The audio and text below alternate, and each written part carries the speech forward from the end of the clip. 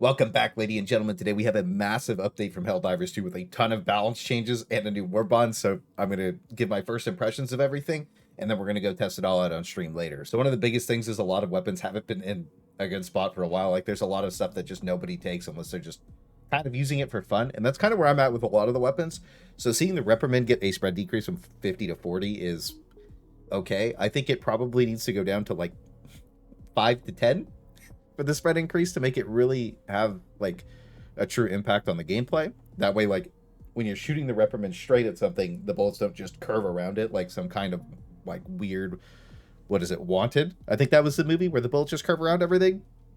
So when we get in there, we'll try it out, but I'm still not so sure about it. I don't think it's enough just at face value, just looking at it, because like it's a mess as it is.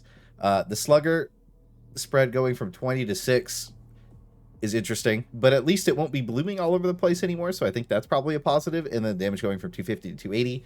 Finally seeing the Slugger get a buff is cool, but I think one of my big problems with the Slugger overall is that it doesn't break fences or doors.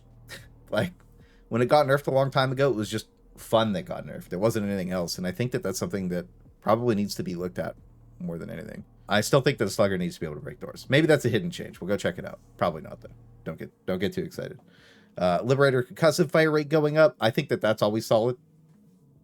Anytime fire rate goes up on a weapon, my brain peaks. So the concussive was already something that we were using on the Predator strain a lot because it was really fun and just different. So it's good to see that. The night damage going up.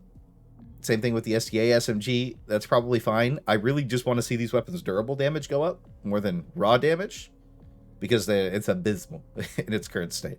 The Defender having its damage increase is also pretty interesting, but again, its durable damage is so bad that I don't think it'll have a crazy impact on the way that you play it. The Pummeler getting its damage buff is also pretty cool, but I think that the like really interesting part about it is the stun value getting increased to hopefully what it used to be, because when the Pummeler came out, I had the unpopular opinion that it was really good. I think it's one of the more interesting stealth play weapons, because when I was soloing with it, the like explosion of the projectile kind of blows up like the autocannon, so you can pull enemies to where that explosion is because the gun itself is really, really quiet.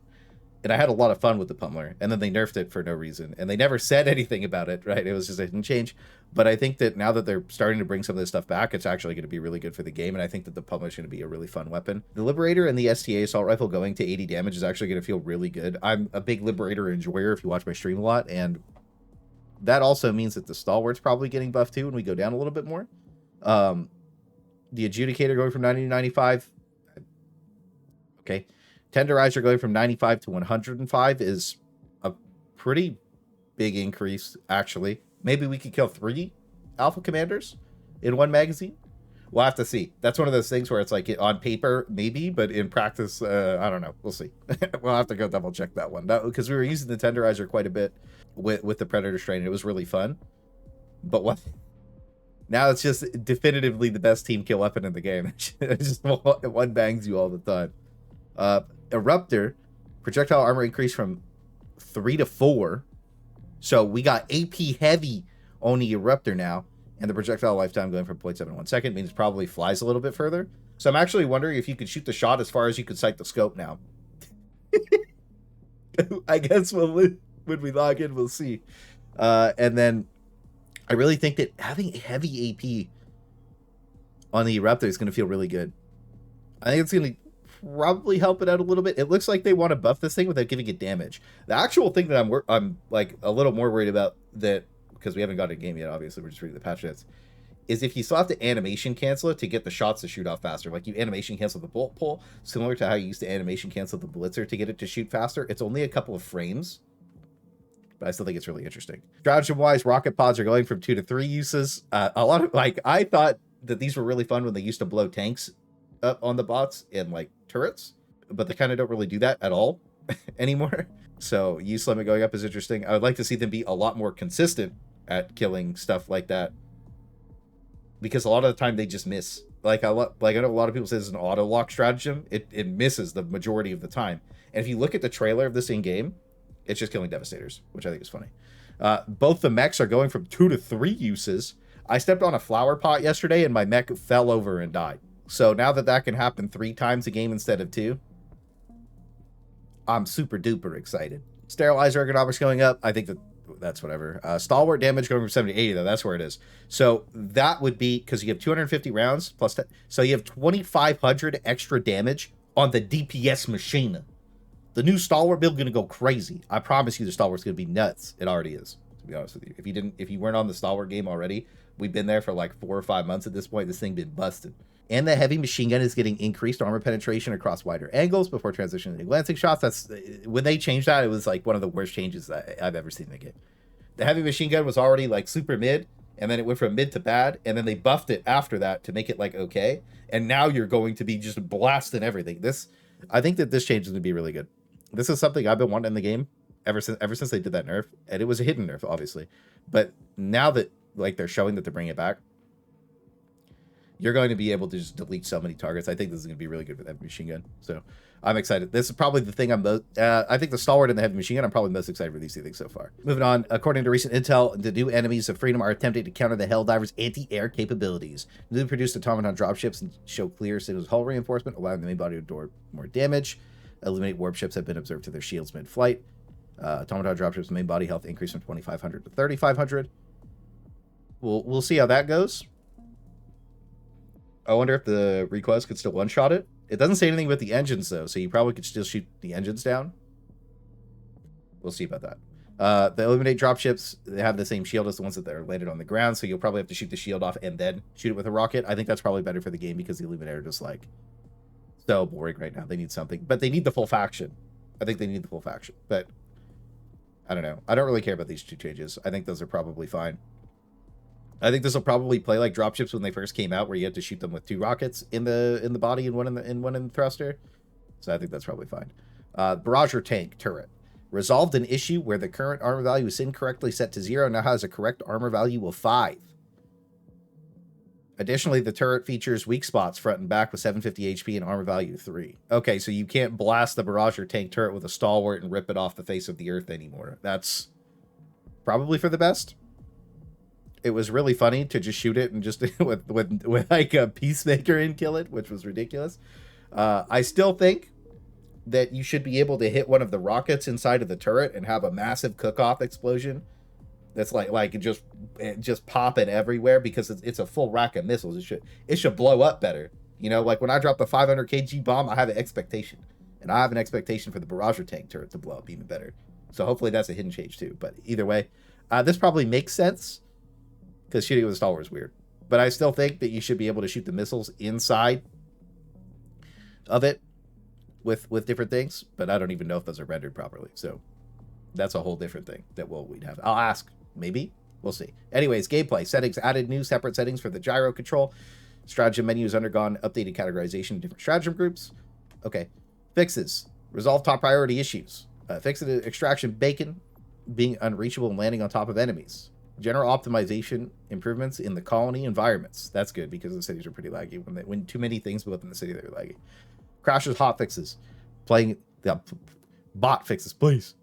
Fix the crash of playing against bugs, poor network scenarios. Okay. Rare crash during game shutdown on PC.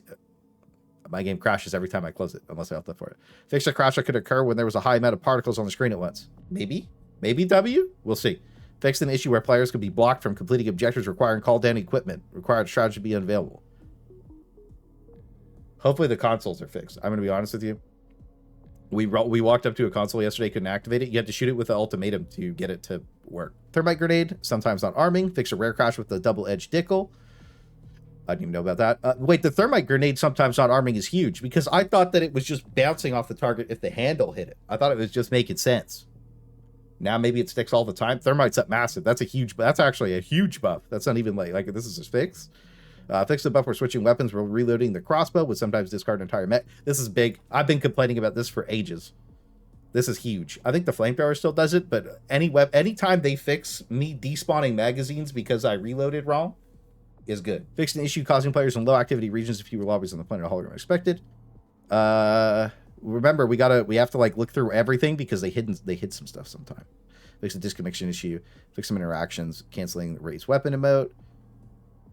Oh yeah, when you held your scythe up and it anyways, yeah, possible meter kick players in the loadout joining a squad. Okay, Miscellaneous fixes. Memory leaks to improve performance. Thank goodness. The ship thing is crazy. Fixed old text messages.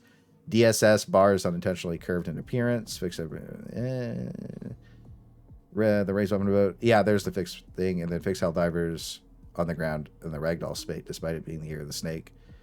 No, I love being a snake, and they tried to fix it, but they didn't fix it. I want to be a snake forever. So I think the patch notes are pretty good. I think this is a pretty big W across the board here. I'm pretty good with it. The only thing I probably want to see the reprimand have that spread decrease a little bit more.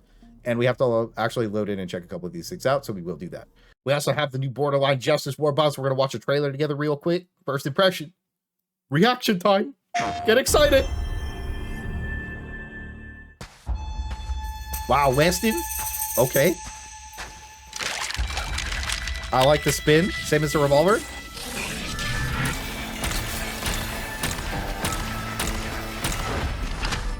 Energy revolver. It's kind of loud, sorry. The sniper rifle. Lever action. This is going to be so cool. The one on the right's like Star Wars. Wait, the capes are cool. Oh, the bandoleer's clipping through his peen, dude. This looks really cool.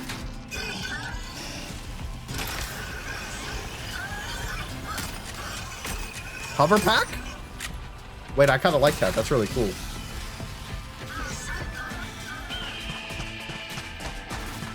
This is awesome. At least it one-shotted the normal bottom of the chest. He had to throw it in the hole. I wonder if you actually have to throw that inside of it or if you can blow it up outside of it. This Warbond looks really silly. I really like the way the skins look. Oh, he's going... He look hard. He's got a little star on his chest. He's a sheriff.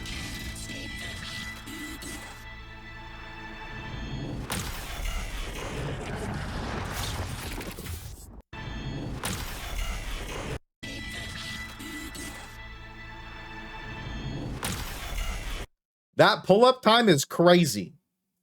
Let's go read what it's about.